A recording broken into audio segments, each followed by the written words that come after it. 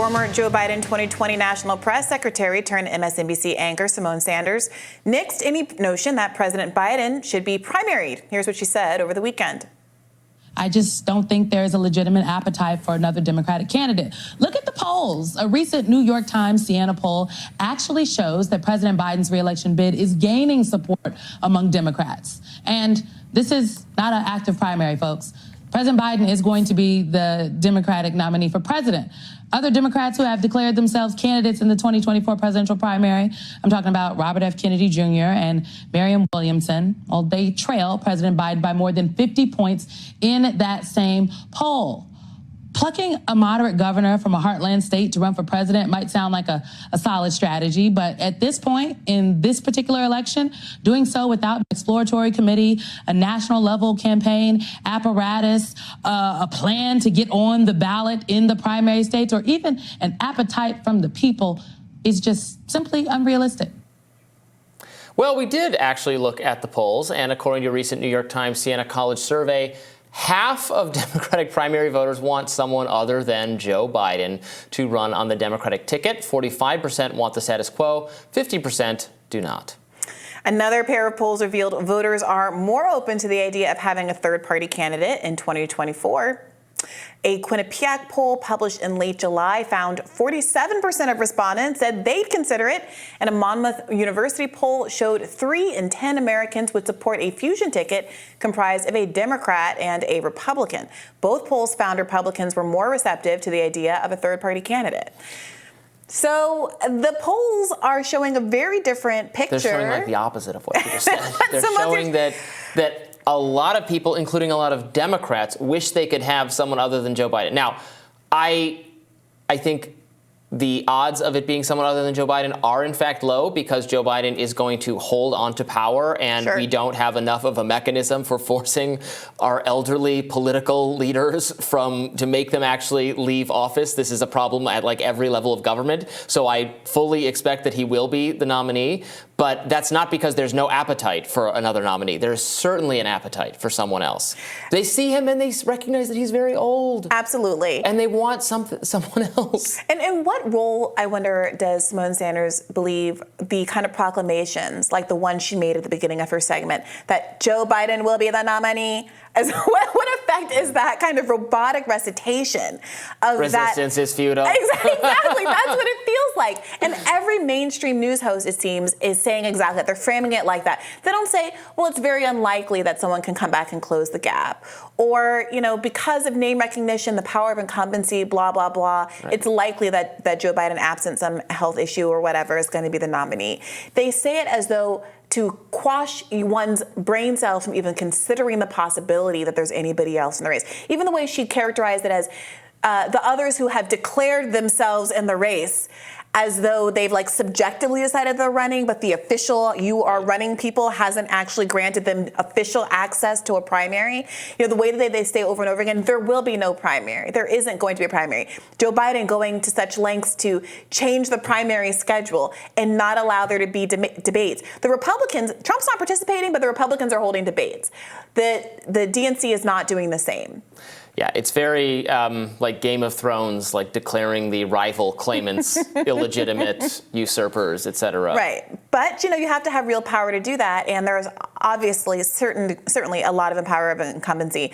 But those polls that show 47% of the electorate is open to a third party candidate, I think that's what's really got a lot of them shaking in their boots. Because as likely as it is that Joe Biden is going to be the Democratic nominee, once we move into general election territory, with Cornel West being a more high-profile, name-recognized candidate than maybe has ever been extant on the Democratic Party ticket, on the Green Party ticket. I mean, as a left-leaning candidate. I'm sorry, is going to be a really novel quantity for the Democratic Party. We can always see how much that possibility terrifies them. Yes. Because they bring it up and they're, at great pains to say anything negative about him because a lot of people are friendly with him personally and he's a collegial fellow. Yes. But they're horrified at that prospect. But they both want, this is the hypocrisy, both insist that Joe Biden should and must and will be the nominee and everyone supports him and that's what everyone wants. So why would we do anything differently? And also, how dare there be a third-party challenger? Like, they want it both ways. Yeah. Also, by the way, to say, she specifically said at this point in the race, as though it's November 1st, 2024. Right. If you reflect on the summer of 2019, which is where we are right now in terms of this election, we are in the equivalent time of summer of 2019. My recollection of the summer of 2019 on the Bernie campaign was that Elizabeth Warren was pulling ahead. Mm-hmm. We were all very concerned about what was going to go on with the Warren campaign. Funny. Bernie had been in second place for most of the race, and I believe he started to slip to third because of Elizabeth Warren's policy launches during the month of August. Everyone was a panic, and things didn't turn around until after the heart attack in October. I pulled up the polls from December 15th of 2019, which is many months down the road even from now. Joe Biden was sitting at 31%, Bernie Sanders at 22%. Hardly the kind of gap that would make you say, oh, Bernie, well, just get out of the race. And Elizabeth Warren was behind with 15% of the race. And so at a certain point, I feel like you're actively misrepresenting reality to your audience, dare I say lying to them, when you tell them that the polls that are in existence in the summer of the year before an election season, over a year out from an election, mean that the outcome of that election is a fait accompli. Yeah, I mean, that's totally true. Anything could happen. He could face an actual challenger. He could face a Newsom-type person. Again, I'm not predicting that this will happen. I'm not saying it's likely, but it could potentially happen. Some health issue could impact him. There's a lot of time before we get to the actual casting of votes that could impact this. It's so, and you can't overlook the fact that so many people, including many Democrats, wish there would be a different candidate. Yes. It's just the truth. Also, if Trump is no longer the nominee, does that change the thinking of the Democratic Party as to who is best to defeat the Republicans in the general? So? Well, imagine this. So I think that something that you have to beat Trump is a sense that you're kind of like not so slimy. Now, I don't substantively believe that about Joe Biden as someone who's a kind of a political person, but I think having a sense of your being good-natured, if you try to slime somebody up, that it's going to slip off and that you're going to be the bad-looking one, that you're kind of a nice, affable person is helpful. Hillary Clinton didn't have that, and she suffered greatly for that. Biden, for whatever reason, still has this kind of I'm a decent guy persona that many Americans buy into, including a lot of Republicans. They don't like him because they think his son's slimy. We could be done with a Biden impeachment by the time we get to election day, though. True. We'll see about that. That's certainly true. I mean, look, but imagine like a Vivek Ramaswamy type, someone who's a little faster on their feet and more specific in their arguments than someone like Donald Trump.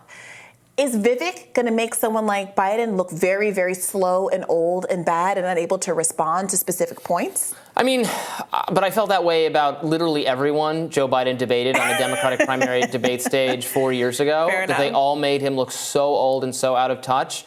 And it didn't matter.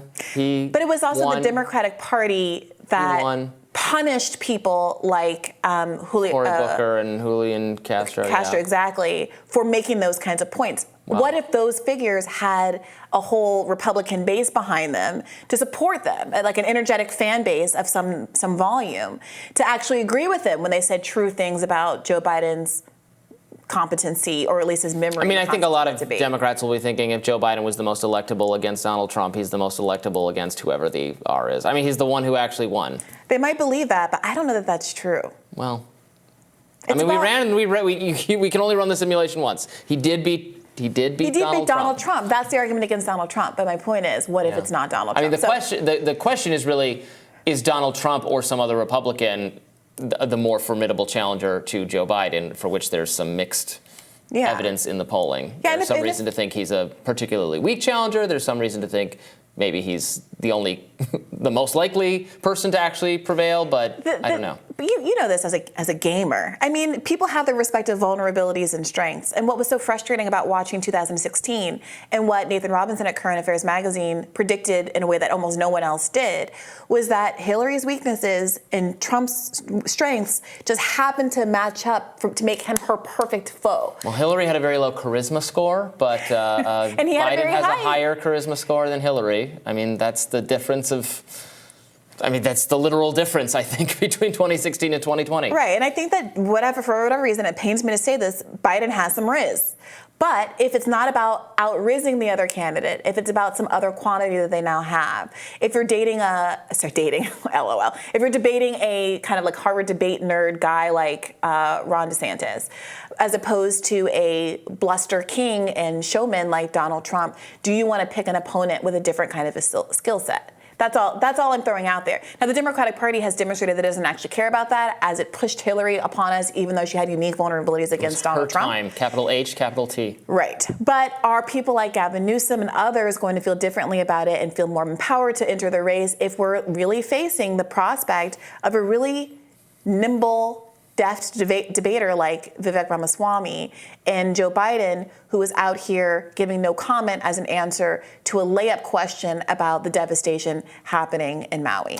Well, he's certainly not going to get any more rhetorically gifted, skilled, fast on his feet than he is now. But and that election is still a long way away. A long way away. More Rising right after this.